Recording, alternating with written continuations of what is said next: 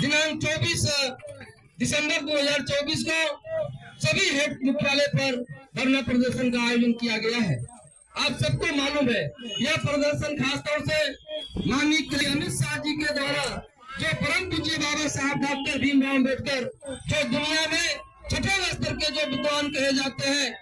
32 degree और 9 भाषाओं के ज्ञाता है। साथियों, आप सबको मालूम है, और दुनिया के सबसे बड़े देश भारत देश का संविधान बनाने वाले हैं बाबा साहब डॉक्टर भीमराव अम्बेडकर, जो अपने जीवन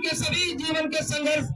जीवन पर्यंत जो है अपने कदम कदम पर विरोधाभास का सामना करके देश में दबे कुचले वंचित समाज के लोगों को, जिनका हक सदियों से हजारों साल से छीना हुआ था, उन्हें जानवरों से बदतर जिंदगी जीने पर विवश किया गया था, ऐसे समाज को जीवन बहाल करने के लिए बाबा साहब डॉक्टर भीमराव अम्बेडकर ने अपने जीवन का सभी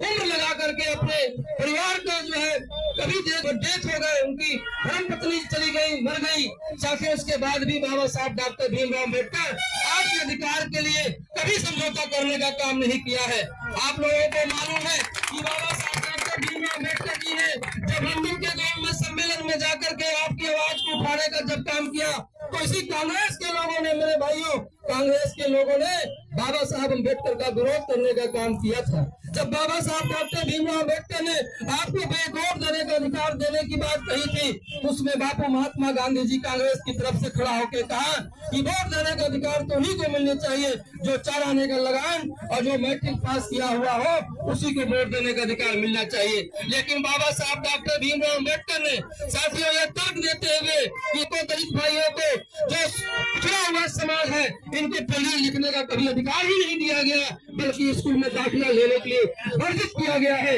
ऐसे समाज को जब पढ़ा लिखा नहीं है तो फिर ये वोट देने से वंचित हो जाएगा। तो बाबा साहब डॉक्टर भीमराव अम्बेडकर